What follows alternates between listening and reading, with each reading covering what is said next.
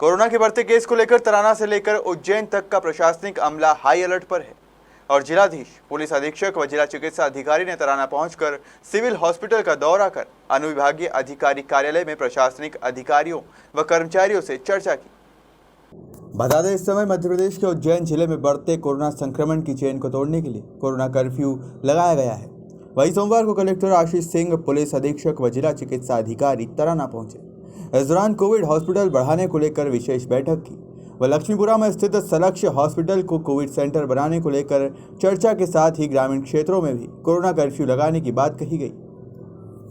पिछले कई दिनों से कोरोना के केसेस काफ़ी मात्रा में आ रहे हैं और कल खासतौर पर 34 केसेस यहाँ पर देखने को मिले, जिनमें से 25 केस जो है वो तराना कस्बे के हैं और बाकी जो है वो गाँव के हैं।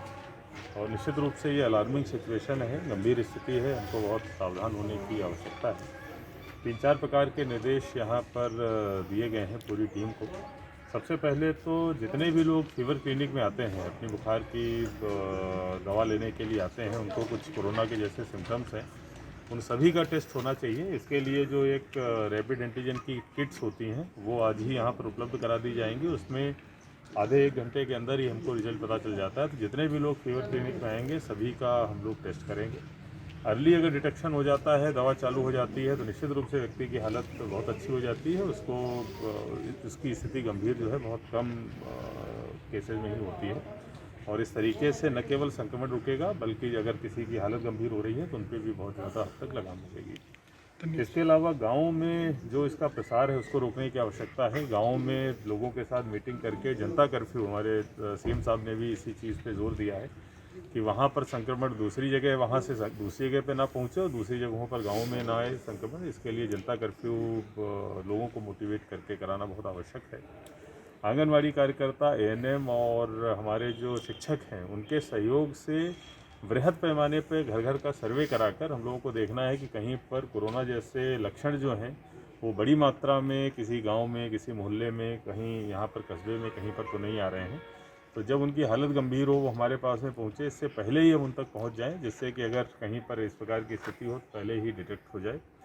और अगर हम लोग ऐसा कर लेंगे तो निश्चित रूप से संक्रमण की चेन को बहुत जल्दी हम लोग तोड़ लेंगे।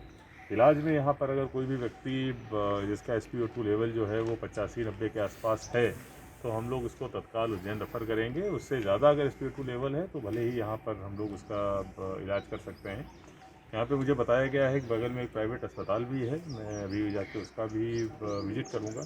अगर संभावना हुई तो वहाँ पर हम लोग ऑक्सीजन की व्यवस्था करके, खासतौर पर कोरोना के लिए इलाज की समुचित व्यवस्था वहाँ पर हो जाए, इसकी प्रयास हमारे द्वारा किया जाए। सर, तराना का पूरा प्रशासनिक अमला, SDM हो या तहसीलदार हो या DM हो, पूरा विभाग एक तरीके से सेवा में लगा हुआ है। इनको मोटिवेट करने के लिए आप कुछ कहना चाहिए? देखिए, निश्चित रूप से चुनौती जो है वो बहुत बड़ी है।